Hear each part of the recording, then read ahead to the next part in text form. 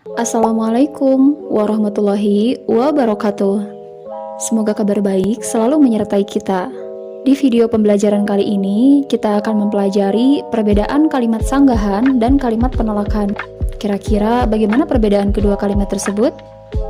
Mari kita simak video berikut.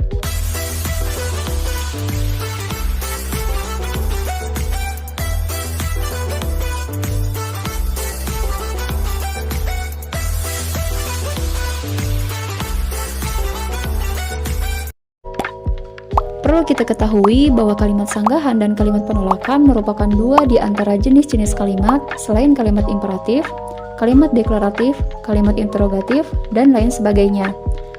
Yang membedakan di antara jenis kalimat tersebut yaitu ciri khas masing-masing yang menjadi berbeda satu sama lain. Nah, di video pembelajaran kali ini kita akan mempelajari perbedaan kalimat penolakan dan kalimat sanggahan. Berikut pengertian, ciri-ciri, dan contohnya. Kira-kira bagaimana perbedaan kedua kalimat tersebut? Seperti sama, tapi tentunya jelas berbeda. Untuk mengetahui perbedaan keduanya, kita akan mengetahui dulu dari segi pengertian, ciri-ciri, dan contoh kalimatnya. Dengan demikian, kita akan mengetahui letak perbedaan keduanya. Pertama, kita akan menjelaskan dulu bagian jenis kalimat sanggahan. Untuk lebih jelasnya, kita akan mengetahui dulu apa itu kalimat sanggahan, lalu apa saja ciri-ciri kalimat sanggahan, dan bagaimana contoh kalimatnya. Mari kita simak uraian berikut ini. Kalimat sanggahan adalah kalimat yang bertujuan untuk menyanggah atau membantah pendapat dengan alasan masuk akal dan tidak menyinggung perasaan orang lain, tentunya dengan bahasa yang terkesan sopan, yang tidak menyakiti perasaan orang lain. Adapun ciri-ciri kalimat sanggahan diantaranya diawali dengan kalimat persetujuan, lalu diikuti dengan sanggahan atau bantahan. Sebagai penolakan suatu ide atau gagasan, namun disusun dengan kesan persetujuan untuk menimbulkan kesan sopan. Kalimat sanggahan mengandung kata-kata tetapi, namun, dan akan tetapi di dalamnya.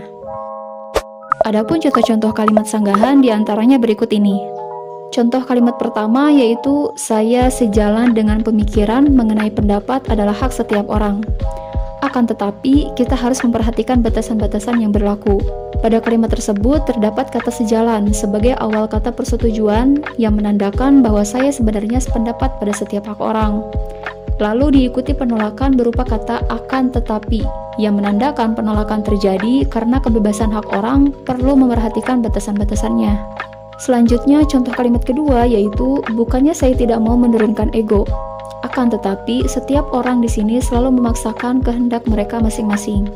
Pada kalimat tersebut terdapat kata bukannya sebagai awal persetujuan yang menandakan bahwa saya bukan berarti tidak mengalah dengan ego. Lalu diikuti penolakan berupa kata akan tetapi yang menandakan penolakan terjadi karena orang-orang tersebut selalu memaksakan kehendaknya. Contoh kalimat ketiga yaitu, saya memang menolak penggusuran rumah ini. Namun saya juga mendukung langkah pemerintah untuk menata ulang wilayah ini. Pada kalimat tersebut terdapat kata menolak sebagai kata penolakan, yang menandakan penolakan terhadap penggusuran rumah. Lalu diikuti kata persetujuan berupa kata namun, yang menandakan persetujuan penggusuran rumah sebagai dukungan langkah pemerintah dalam menata ulang wilayah.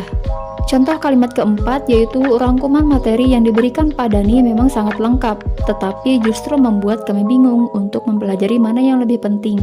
Pada kalimat tersebut terdapat kata sangat lengkap sebagai kata persetujuan yang menandakan bahwa rangkuman materinya begitu lengkap.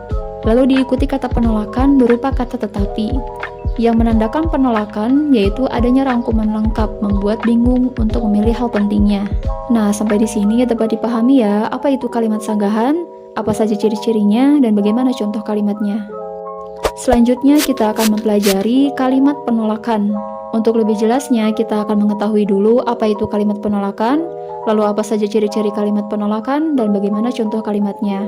Untuk mengetahui lebih lanjut bagaimana itu kalimat penolakan, mari kita simak uraian berikut. Kalimat penolakan adalah kalimat yang bertujuan untuk menolak pendapat atau gagasan yang disampaikan secara langsung tanpa terlebih dahulu menyetujui pendapat atau gagasan yang ditolak tersebut. Adapun ciri-ciri kalimat penolakan diantaranya dilakukan secara langsung tanpa didahului persetujuan dari pendapat atau gagasan yang ditolak. Kalimat penolakan biasanya mengandung kata tidak setuju, kurang setuju, tidak sejalan, ataupun tidak sependapat. Agar penyampaiannya lebih sopan, kalimat penolakan biasanya didahului dengan kata maaf, mohon izin, dan kata-kata lain yang sejenis. Untuk memahami lebih lanjut, mari kita simak contoh-contoh kalimat penolakan berikut ini.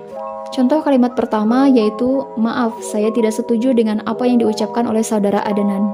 Pada kalimat tersebut diawali dengan kata maaf, agar terkesan sopan. Lalu sebagai ungkapan penolakannya diikuti dengan kata saya tidak setuju. Contoh kalimat kedua yaitu, mohon maaf, saya kurang setuju dengan gagasan yang dilontarkan saudara Adnan. Pada kalimat tersebut diawali dengan kata mohon maaf, agar terkesan sopan. Lalu sebagai ungkapan penolakannya diikuti dengan kata saya tidak setuju. Contoh kalimat ketiga yaitu, mohon izin, saya di sini ingin menyampaikan satu hal, yaitu saya tidak sejalan dengan pendapat Bapak Arhan mengenai kebijakan tersebut. Pada kalimat tersebut diawali dengan kata mohon izin agar terkesan sopan. Lalu sebagai ungkapan penolakannya diikuti dengan kata saya tidak setuju. Selanjutnya yaitu mohon maaf sebesar-besarnya saya tidak sependapat dengan pendapat dari Pak Waluyo barusan. Pada kalimat tersebut diawali dengan kata mohon maaf agar terkesan sopan. Lalu sebagai ungkapan penolakannya diikuti dengan kata saya tidak sependapat. Nah, sampai di sini dapat dipahami ya, apa itu kalimat penolakan, apa saja ciri-cirinya, dan bagaimana contoh kalimatnya. Sebagai gambaran untuk memudahkan bagaimana perbedaan kalimat sanggahan dan kalimat penolakan, mari kita simak ulasan berikut. Pada cara penyampaiannya, kalimat sanggahan diawali persetujuan pendapat, lalu menyanggah. Sedangkan pada kalimat penolakan, tanpa menyetujui pendapat. Pada penggunaan kata-kata, kalimat sanggahan yaitu tetapi, akan tetapi, namun. Sedangkan pada kalimat penolakan yaitu tidak setuju, kurang setuju, tidak sejalan, kurang sejalan, tidak sependapat, kurang sependapat, maaf, mohon izin. Kalimat penolakan meskipun disampaikan secara lugas atau jelas, namun kalimat penolakan juga tetap memperhatikan sopan santunnya saat disampaikan pada lawan bicara, yaitu dengan kata maaf, dan mohon izin. Demikian video pembelajaran kali ini. Apabila ada kekeliruan dalam penjelasan materinya, baik itu salah kata maupun kesalahan dalam penulisan, silakan DM Instagram Naomi Bina. Maka kami akan segera memperbaiki dan memperbaharuinya. Semoga bermanfaat. Wassalamualaikum warahmatullahi wabarakatuh.